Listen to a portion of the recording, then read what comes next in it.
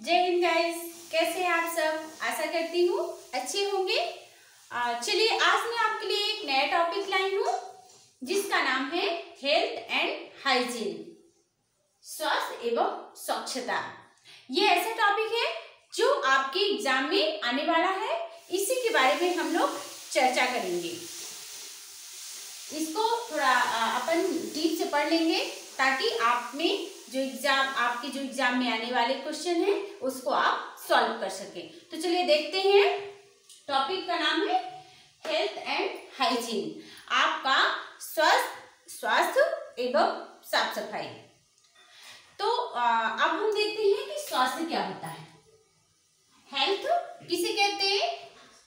तो हेल्थ जब कोई व्यक्ति, इसका डेफिनेशन आप चाहे तो लिख सकते हैं, जब कोई व्यक्ति शारीरिक रूप से, मानसिक रूप से और सामाजिक रूप से, जब कोई व्यक्ति शारीरिक, मानसिक और सामाजिक अच्छा होता है और स्वस्थ होता है, उसमें कोई विकार नहीं होता, कोई रोग नहीं होता, तो उसे स्वस्थ कहते हैं। मतलब जब कोई व्यक्ति शारीरिक, मानसिक और सामाजिक रूप से अच्छा होता है, उसे कोई रोग नहीं होता है, कोई उसमें विकार नहीं होता है, तब उसे स्वस्थ कहते हैं। ठीक है, तो अपन देखिए स्वास्थ्य किसे कहते हैं? जब कोई व्यक्ति शारीरिक, मानसिक और सामाजिक रूप से अच्छा होता है, उसमें कोई रोग नहीं होता है, कोई विकार नहीं होता है, तब उसे स्वस्थ कहते हैं। ठीक है, इसके बाद है हाइजीन। हाइजीन मतलब साफ सफाई। ये हमारी अपनी पर्सनल हाइजीन भी हो सकती है और हमारे आसपास का हाइजीन, हमारे एटमॉस्फेयर का भी हाइजीन, स्वच्छता कहलाता है। तो ये हो गया, हाइजीन हो गया, साफ सफाई। इसके बाद है type of hygiene. Type of hygiene ये कई प्रकार के होते हैं। तो जब व्यक्ति स्वस्थ होगा, स्वस्थ रहना चाहेगा, तो उसके लिए ये इम्पॉर्टेंट है कि उसमें हाइजीन हो। ठीक है, तो इसके हाइजीन के टाइप हैं, कई प्रकार के हैं। जैसे हाइजीन ऑफ वाटर, जिस वाटर का हम यूज करते हैं पीने के लिए, नहाने के लिए और किचन में काम करने के लिए, तो वो वाटर कैसा होना चाहिए? स्वच्छ होना चाहिए। इसके बाद है फूड की हाइजीन ऑफ फूड। जो आप खाना खाते हैं, हम सब जो खाना खाते हैं, जो भी फल फूल या फूड संबंधित खाने में आटा, चावल, रोटी, मीट, मटन जो भी खाते हैं, तो वो कैसा होना चाहिए? स्वच्छ होना चाहिए। Hygiene of milk. मिल्क जो हम मिल्क पीते हैं या मिल्क संबंधित जो हम फूड लेते हैं, वो स्वच्छ होना चाहिए। एग, फिश, मीट, मटन जो भी आप खा रहे हैं वो कैसा होना चाहिए? स्वच्छ होना चाहिए। तो हमने हाइजीन के कई टाइप हैं, तो इसमें हमने इतने टाइप बताए हैं, जैसे पानी, hygiene of water, hygiene of food, hygiene of milk, egg, fish, meat, mutton, everything. ठीक है, तो अब हम देख लेते हैं कि इनको स्वच्छ कैसे किया जा सकता है। जैसे hygiene of water. Hygiene of water, तो हम वाटर को प्यूरिफाई किन किन तरीकों से कर सकते हैं उसके बारे में अपन देखते हैं। तो जो पानी होता है, आजकल तो बहुत सारे प्यूरिफायर आ गए हैं, वाटर प्यूरिफायर, उसका यूज आप कर सकते हैं अपने पानी के स्वच्छता के लिए। और आप पानी को बॉईल कर सकते हैं, पानी में क्लोरीन डालकर भी उसे स्वच्छ बना सकते हैं। इन सब तरह से हम अपने जो पीने वाला पानी है उसको हम स्वच्छ कर सकते हैं। और हाइजीन ऑफ फूड, जैसे आप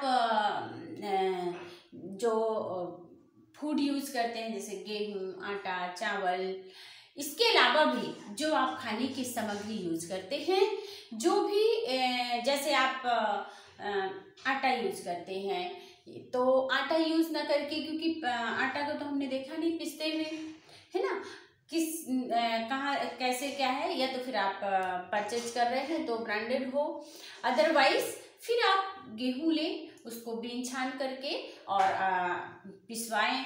इस तरह आप उसका यूज कर सकते हैं। या कोई भी खाने का, आटा ही नहीं, चावल है, कुछ भी फूड से संबंधित कोई भी आइटम हो वो स्वच्छ होना चाहिए। फिर है health of milk, hygiene of milk. Milk को तो आपको पता है कि मिल्क जैसे हम गाय भैंस से जैसे ही मिल्क प्राप्त करते हैं, वो 1-1.5 मिनट के अंदर ही उसमें उसकी हाइजीन का हमें ख्याल रखना चाहिए। क्योंकि यदि आपने ताज़ा मिल्क निकाला है गरम, तो उसमें विदिन 1 मिनट के अंदर ही वो संक्रमित हो जाता है। इसलिए जब भी आप मिल्क का यूज करें, उसे एक बार बॉईल कर लें। एग है ना, एग में है तो एग भी आप बॉईल करके ही खाएं। इस तरह फिश है, मीट है, मीट में खासकर आप लोग ये करते हैं कि जब बनाते हैं उसे, तो आप उसको प्रॉपर पकाते नहीं हैं, तो फिर वो अनहाइजीनिक हो जाता है। तो जब भी आप मीट से संबंधित, एग से संबंधित जब भी आप ये सब आइटम बनाएं, तो प्रॉपर उसको पकाएं।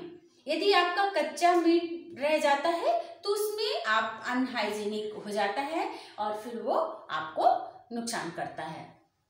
इस तरह से आप अपने हाइजीन का ख्याल रख सकते हैं। अब हम देखते हैं कि जो हेल्थ एंड हाइजीन है, इसको जिसके कारण फैलता है उसका हम निपटारा किस तरह से करें। तो हम क्या कर सकते हैं, कचरे का निपटारा कैसे करते हैं। आजकल तो नगर निगम ने चलाई है, गाड़ी ही चला दी है कि गीला कचरा, सूखा कचरा नगर निगम की जो गाड़ी आती है उन्हें ही दें। इसके अलावा जो कचरा है वो जो नगर निगम वाले हैं, या कहीं पे ज्यादा कचरा है तो हम उसको कैसे यूज कर सकते हैं। जो कचरा होता है उसका निपटारा कैसे कर सकते हैं कि जो बड़े बड़े गड्ढे हैं उनकी भराई करने में हम उसका यूज कर सकते हैं।